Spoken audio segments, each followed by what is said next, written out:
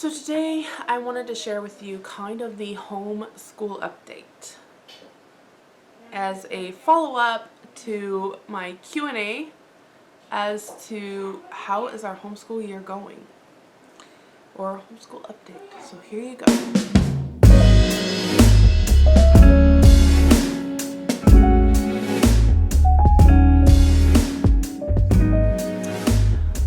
This is not an easy video to film because I have a lot of shame and guilt and burden that I carry when it comes to homeschooling. For many years, I was a by-the-book routine homeschooler. Like, we started at 9 and we finished at 4. And it didn't look like we sat at the table for all of those hours, but we had a group from 9 to 12 and then we had a group from 1 to 4, and it just worked like that for so many years, and it was great, and it flowed. When we moved up here, I knew there was going to be a transition period in regards to moving to a completely different environment, and we would need some time to adjust to that. I did not expect COVID to radically change our life. And while it did not, and I don't mean us personally, I mean like the entire world. I have always been like a homebody and a home person. I did not expect it to really affect us as much as it did. And it really kind of shocked me that a lot of just daily life was changed. And, you know, it was, things really had to be thought out in order to do them. So going to the store really had to be kind of planned out. Okay, we're going to need the masks. Do I really want to bring all of the kids in?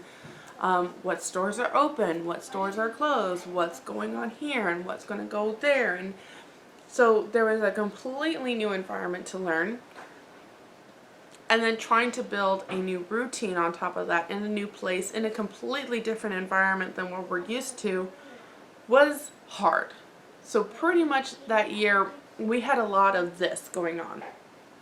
2020 was not a consistent year. It was a lot of this. 2021 was this. We learned how to live. And 2021 was kind of a really awakening moment for me, and I think I did a video on that, just pretty much saying goodbye to Charlotte Mason. And that was because my boys are transitioning into a different stage of life, and I kept trying to push it towards this stage, and at that point I had to just completely put everything aside and figure it out because it wasn't going the way I was wanting. I personally love to read, but my boys are very hands-on, and sitting still to read, even building Legos, even doing things, it's just a zoning out. And I kind of learned that they're more like their father in this. They just want to do and be done and move on. Like, get to the point and move on. My husband does love to read, but he's a slow reader, and while he enjoys reading, he's more of a researcher. So whatever he's interested in at the moment, that's what he's going to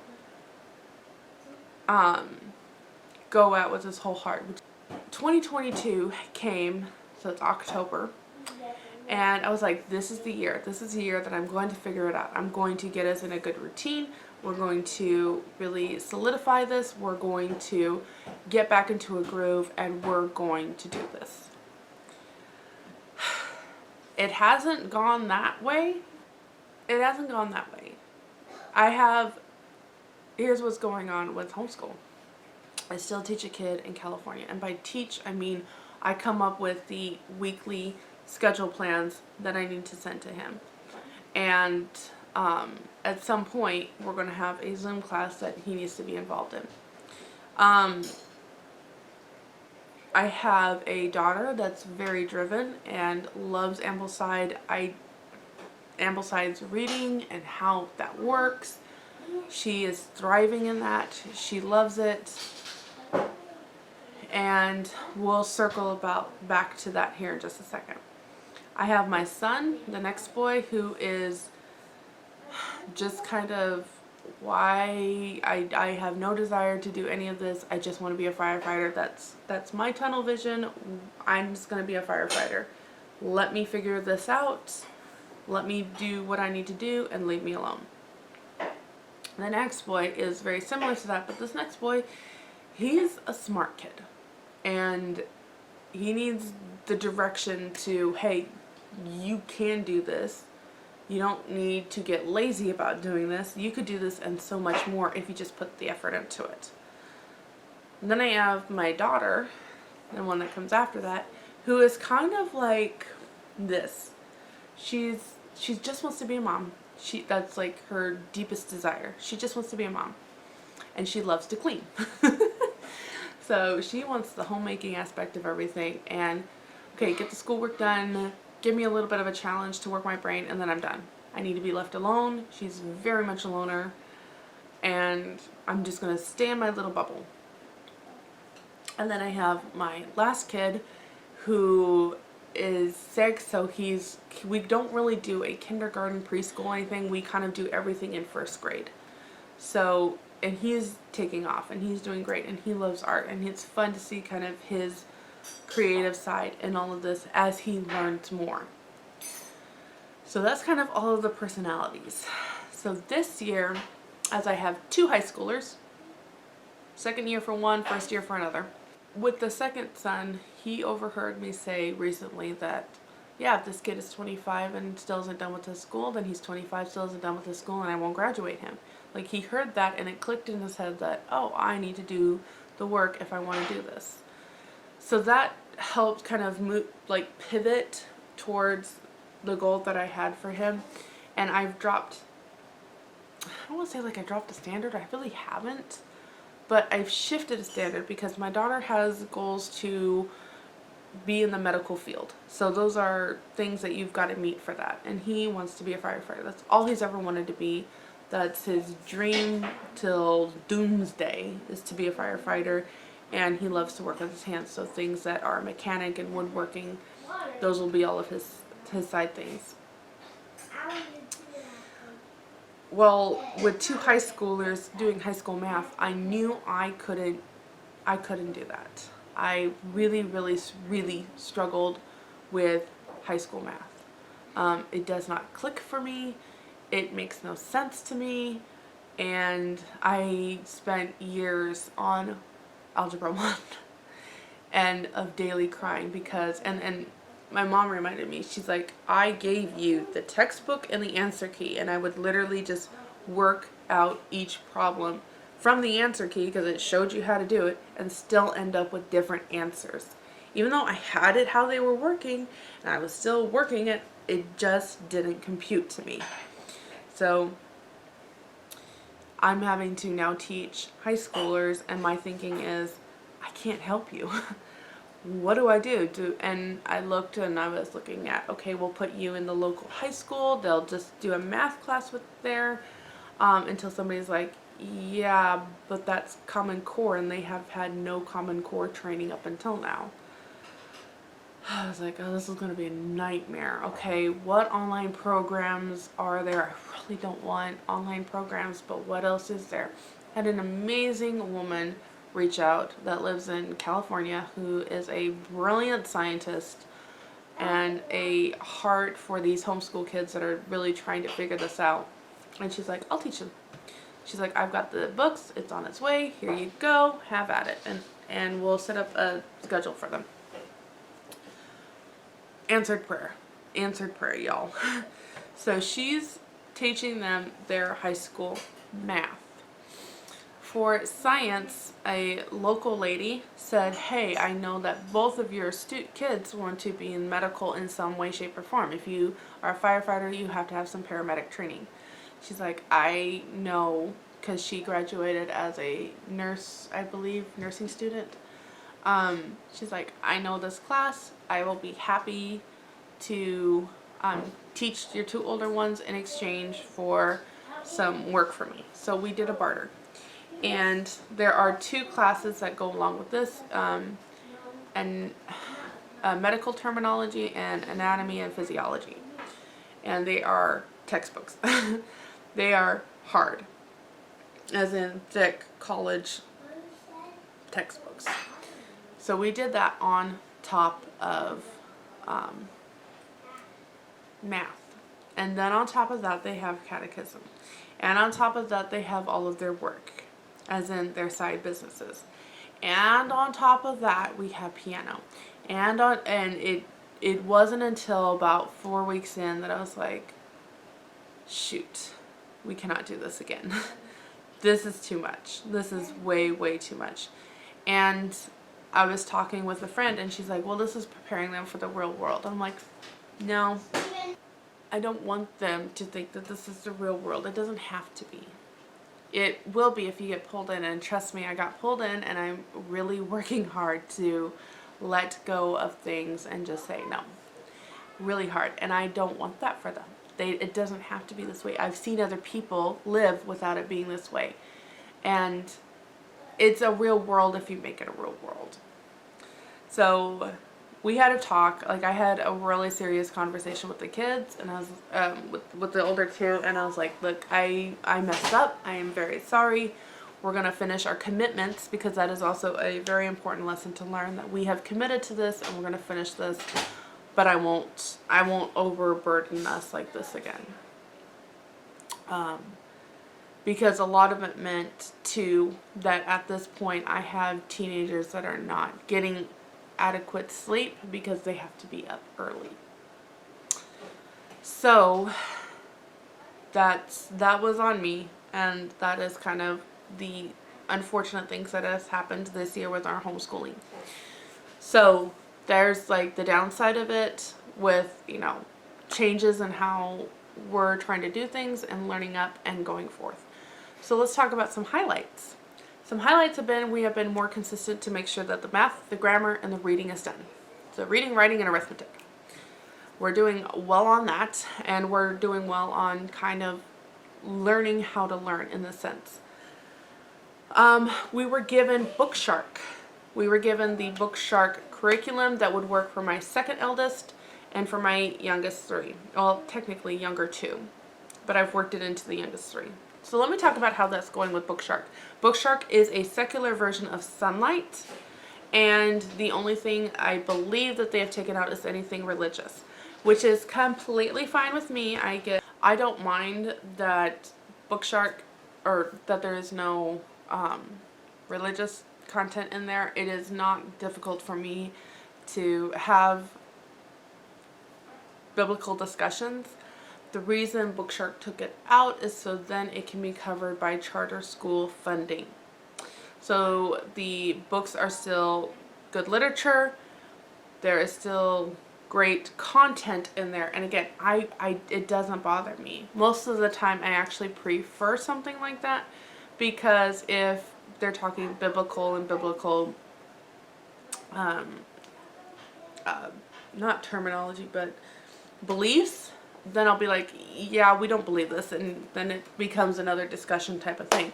Whereas something like this, I literally can just kind of channel it the way I want it to go. So it doesn't bother. So with this, I decided to skip this year for my son, the one that's doing the older group, or my second son, or my second child, I should say. So the high schooler.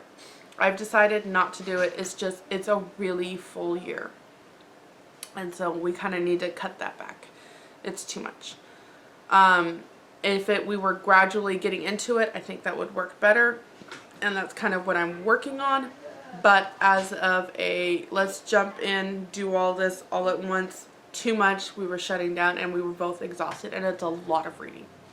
That is the thing with this Bookshark and Sunlight, is that if you have large families and you are reading all of the curriculum and you are following the day-by-day schedule, it is a lot of reading, and it does take time, especially with the discussions. I'm not really thrilled with the questions that have been risen. I tend to revert back to my Charlotte Mason, and it's like, okay, tell me what you remember from the story. Tell me what has happened in the last couple of pages. Tell me, rather than, what do you think that Kit meant when we're reading Witch of Blackbird Pond? Kit meant when such and such happened. It's like, tell me what stood out to you about this time. And that's more of a Charlotte Mason narration aspect of it. So I do that. And again, it's definitely a lot of reading, especially when you have a full schedule like I have. I don't just home make and homeschool.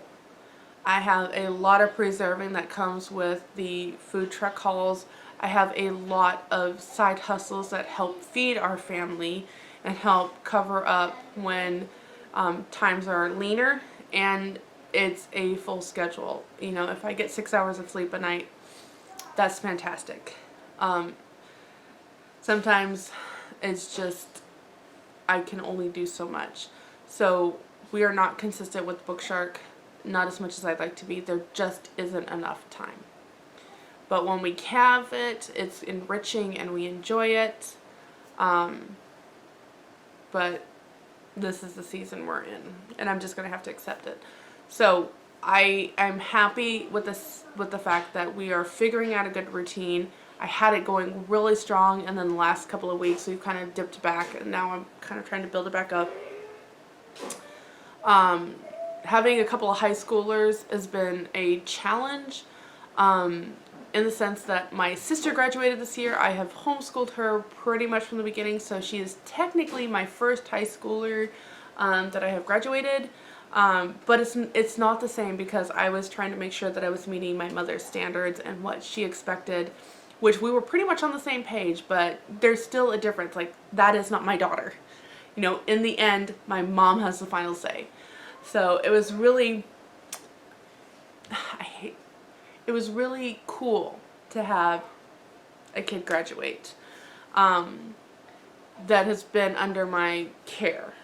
And then another one will graduate next year.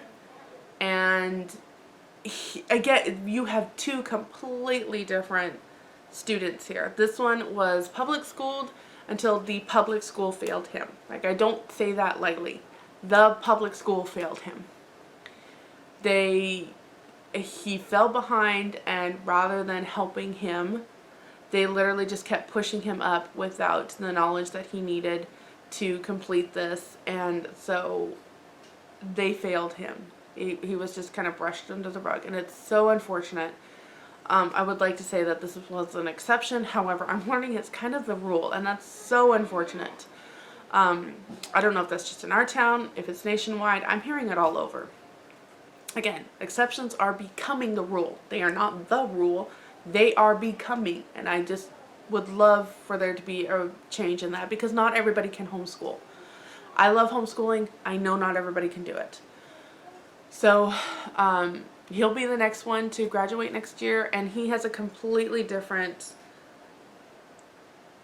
education than my sister did. My sister, it was pretty much kind of a similar one that I had, and which is great and wonderful. She knows how to learn. She can do what she needs to do in order to be successful in whatever she wants to do, which is great. My next student was to learn how to do real world, so real life skills. He may not know the periodic table of elements. He may not be able to write a 5-paragraph essay. He may not be able to do geometry. But he'll be able to balance a checkbook. He's going to be able to vote in an informative way, make informed decisions. That's what I'm trying to say. He is loving to read.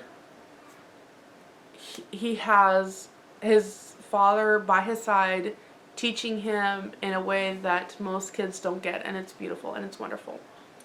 So again, two completely different students, and both of them not mine, so it's interesting. So then my daughter comes next, and she is in her second year of high school, and she wants to graduate in a year.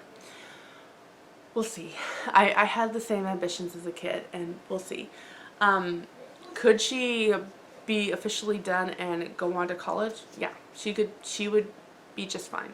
I have zero doubt about that. The only thing that I don't think she would do well in is the stress of expectations. So what people expect of her and what is expected of herself and what needs to be learned, because those are three very different things. I think that will be her biggest challenge. I have been asked what are some of the required readings that we have for our high school students. I will try to make a video of that.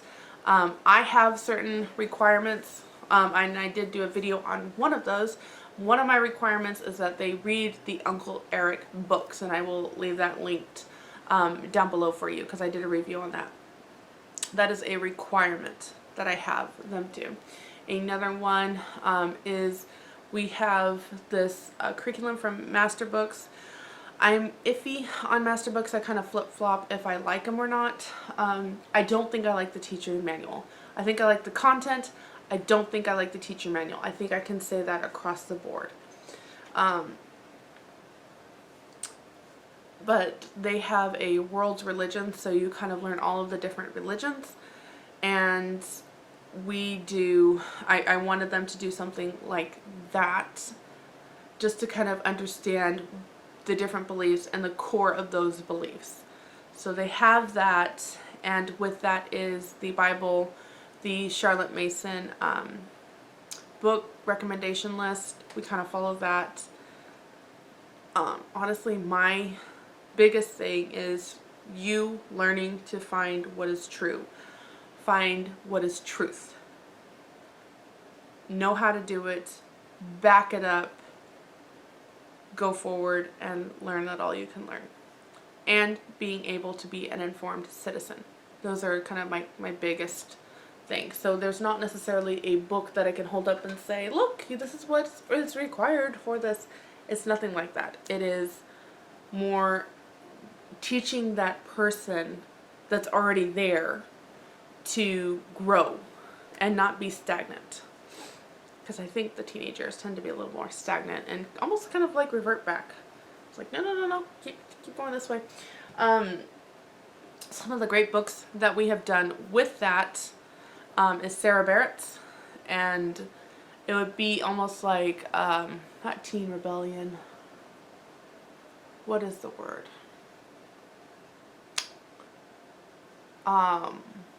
but like a challenge to teens to do hard things. That's the word. Like to do hard things. So she has plans again to graduate next year. We'll see. I think that'll be interesting. But insofar as the book learning aspect of it, she'll be fine. I have no doubt she could go to college and be just fine. So, and then I have a new high schooler. So we have my go get 'em daughter, give me all the things, challenge me, I'm going to fight for this, I'm going to be ready for this. And then I have a next teen high schooler who's like, do I have to do any of this? Is any of this necessary? Is any of this worthwhile to my life? Is any of this going to make me a better man? No, because I'm frustrated. I'm getting more angry. This is not making me a better man. So I have that teenager that I'm dealing with in high school. So, there you go. There's my homeschool update. As for me, I'm learning how to relearn. How to do a different type of homeschool with the kids. And it's interesting. So I'm not sure if that's what you were looking for insofar as now we are eclectic. Now we are unschoolers. Now we are Charlotte Mason with a twist of classical and no. We're the sodbusters and we're learning how to figure this out. Yeah, fun times, y'all. Fun times. So, here you go. Here's the second part of the Q&A answering how homeschool is going. I'll see you next time. Bye.